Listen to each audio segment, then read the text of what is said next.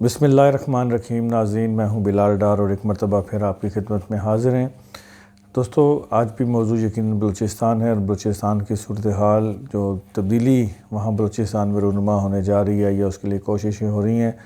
Final مراحل میں آ چکی ہے۔ تو ناظرین، اب آج میں آپ کو بتاؤں گا کہ کل جو وزیر اعلیٰ نے کابینہ کا آج اجلاس بلایا ہے، آج اس کابینہ کے اجلاس میں کتنے وزراء مشیر شریک ہونے جا رہے ہیں اور کتنے غیر حاضر ہوں گے، کس کس نے انکار کر دیا ہے شرکت سے، وہ بھی بتاؤں گا۔ دوسرا، اپوزیشن اور جو ناراض اراکین ہیں اب وہ اگلا اپنا کارڈ کیا کھیلنے جا رہے ہیں۔ قدوس پزنجو صاحب سٹل اسلام آباد میں ہیں اور آج انہوں نے کوئٹہ پہنچنا ہے۔ وہ آج انہیں ایک دن پہلے کوئٹہ سے اسلام آباد پہنچنا تھا، اسلام آباد سے کوئٹہ پہنچنا تھا، تو وہ اسلام آباد سے کوئٹہ کیوں نہیں پہنچ سکے، یہ ساری باتیں میں آج آپ کو بتاؤں گا۔ اس سے پہلے بات چیت کا آغاز کروں، ہمیشہ کی طرح آپ سے ریکویسٹ ہے کہ یوٹیوب پہ میرے چینل پاکستان والا ٹی وی کو ضرور سبسکرائب کر لیجئے اور بیل آئیکن کو بھی پریس کر کے تو آل نوٹیفیکیشن کو بھی دبائیے گا۔ آپ نے اس سے پہلے جو میں نے اس والے سے ریکویسٹ کی، آپ نے اس ریکویسٹ کو بہت اچھا رسپانس دیا، میں اس کے لیے آپ کا شکر گزار ہوں۔ جن دوستوں نے ابھی تک چینل سبسکرائب نہیں کیا، ان سے ریکویسٹ ہے کہ وہ اب ضرور کر لیں۔ تو جی ناظرین، شروع کرتے ہیں بات چیت کا سلسلہ۔ سب سے پہلے شروع کرتے ہیں قدوس پزنجو صاحب کیوں نہیں اسلام آباد سے کوئٹہ پہنچ سکے۔ تو صورتحال کچھ یوں ہے کہ اسلام آباد سے کوئٹہ نہ پہنچنے کی ایک بڑی وجہ یہی تھی کہ ان کی فلائٹ کینسل ہوگی اور وہ کوئٹہ نہیں پہنچ سکے۔ یہ ایک بڑی معنی خیز بات ہے کہ جب وہ کوئٹہ سے کراچی جانا چاہتے تھے، آپ کو علم میں ہے کہ ان کے چچا کی ڈیتھ ہوئی اور وہ ہب میں اپنے چچا کی دعا وغیرہ لے رہے تھے اور وہاں ایک ساتویں دن ان کا ان کی قرآن خوانی ہونی تھی، تو وہ قدوس پزنجو صاحب نے وہاں پہنچنا تھا، لیکن اس دن بھی یہی ہوا کہ کوئٹہ سے کراچی جانے والی ان کی وہ فلائٹ کینسل ہو گئی۔ پھر وہ صادق سنجرانی صاحب کے ہمراہ انہی کے طیارے میں بیٹھ کے اسلام آباد پہنچے اور اب صورتحال یہ ہے کہ اب وہ اسلام آباد سے کوئٹہ جانا چاہتے ہیں، لیکن ایک مرتبہ پھر ان کی فلائٹ کینسل ہو گئی ہے۔ تو ناظرین، اس میں کوئی ایسی موو نہیں ہے کہ کسی نے دانستہ طور پہ ان کی فلائٹس کینسل کروائی ہیں، ایسا کچھ نہیں ہے۔ یہ ایک محض اتفاق ہے اور اس اتفاق کو اتفاق کی نظر سے ہی دیکھا جائے، اس میں کسی کا کوئی عمل دخل نہیں ہے۔ دوسری بات یہ ہے کہ اب آ جاتے ہیں کابینہ کی طرف، کابینہ میٹنگ کی طرف، لیکن اس سے پہلے قدوس پزنجو صاحب کیوں نہیں پہنچ سکے، آپ کے ذہن میں اس کے حوالے سے کیا خدشات ہیں یا کیا خبریں ہیں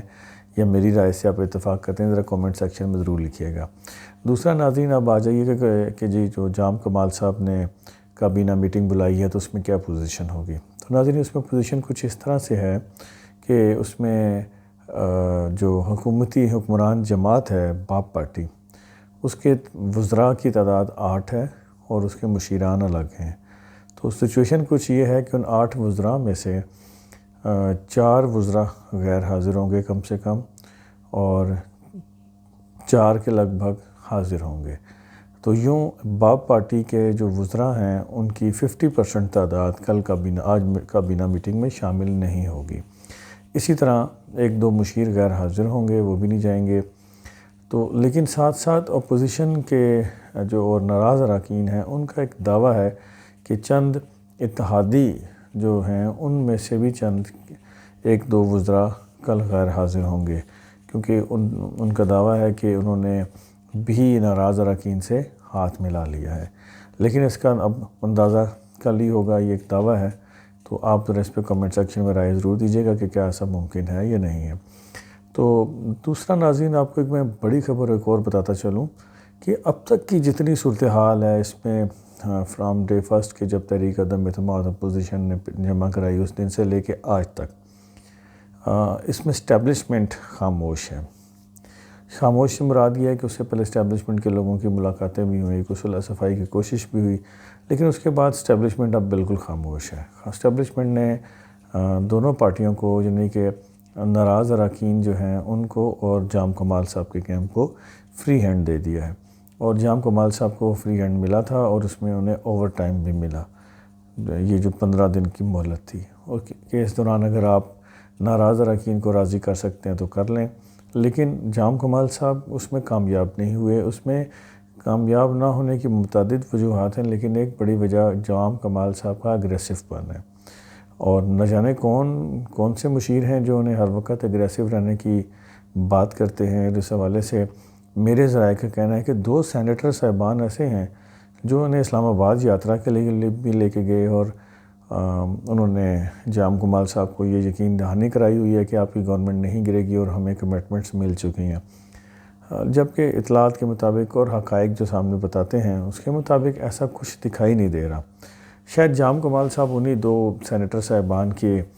آشیرواد سے یا ان کے اس دعوے پہ یقین کر کے اتنا ڈٹ کے کھڑے ہیں، لیکن اب 15 دن کی وہ مہلت بھی گزر گئی اور کوئی ایک بھی ناراض رکن راضی نہیں ہوا۔ 15 ناراض رکن ٹوٹ جائیں تو حکومت کی جو فارمیشن ہے اس میں جو ان کو مطلوبہ اکثریت چاہیے وہ پوری نہیں رہتی۔ تو اب ایک اور آپشن جو استعمال ہونے جا رہا ہے عدم اعتماد کی تحریک کا، تو آج اندیا دے دیا گیا، واضح اعلان بلکہ کر دیا گیا کہ ہم دوبارہ جمع کرائیں گے، اور اس مرتبہ حکمران جماعت کے ناراض اراکین یہ جمع کروائیں گے۔ لیکن ساتھ ساتھ آج ایک اور آپشن جس پہ غور ہو رہا ہے وہ ہو رہا ہے کہ وزراء کے استعفے، جو وزراء ناراض ہیں وہ اپنے استعفے آج دے سکتے ہیں یا کل وہ جمع کرا سکتے ہیں، تاکہ ایک اس بحران کی جو کیفیت ہے، اس کا بخار جو ہے اس کو اور بڑھایا جائے اور اس کی ہائپ مزید کریٹ ہو سکے۔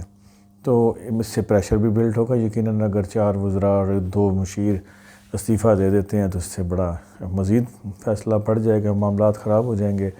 تو ایک یہ آپشن بھی زیر غور ہے۔ دوسرا میں نے آپ سے کہا تھا کہ اسٹیبلشمنٹ اس وقت خاموش ہے۔ اسٹیبلشمنٹ نے اب کہہ دیا ہے کہ جو اپنے اکثریت ثابت کرے وہ کر لے، ہم اس میں مداخلت نہیں کریں گے، اور ناراض اراکین نے اس عذر کو یا اس اعتراض کو بھی دور کر دیا ہے کہ اسٹیبلشمنٹ کو یہ کہنا تھا ان کا کہ جی اگر یہ تحریک عدم اعتماد کامیاب ہو جاتی ہے تو اس کا کریڈٹ اپوزیشن لے لے گی، پی ڈی ایم لے لے گی۔ اب وہ عذر ہے یا وہ جو نقطہ ہے وہ دور کر دیا گیا ہے، لہٰذا اب جام کمال صاحب کے لیے مزید سروائیو کرنا نہایت مشکل، ناممکن تقریباً دکھائی دے رہا ہے، کیونکہ اگر اعتماد کا ووٹ لینے کی تحریک پیش ہوتی ہے تب بھی اعتماد کا ووٹ پورا نہیں لے سکیں گے، پھر ساتھ ساتھ اگر عدم اعتماد آ گئی تو وہ بھی نہیں لے، اس میں بھی ان کے لیے ممکن نہیں ہے۔ لیکن جام کمال صاحب آخری وقت تک کھیلنا چاہتے ہیں تاکہ شاید کوئی معجزہ ہو جائے یا کچھ ایسی ٹوٹ پھوٹ ہو جائے ناراض اراکین میں کہ انہیں پھر چانس مل جائے۔ تو یہ جو معاملہ ہے اب کھیل کا وقت، پہلے تحریک عدم اعتماد کی صورت میں کھیل کا وقت ختم ہوا، تحریک عدم اعتماد واپس لی گئی، لیکن میچ برابر تھا تو پھر ایکسٹرا ٹائم دیا گیا، اور ایکسٹرا ٹائم اب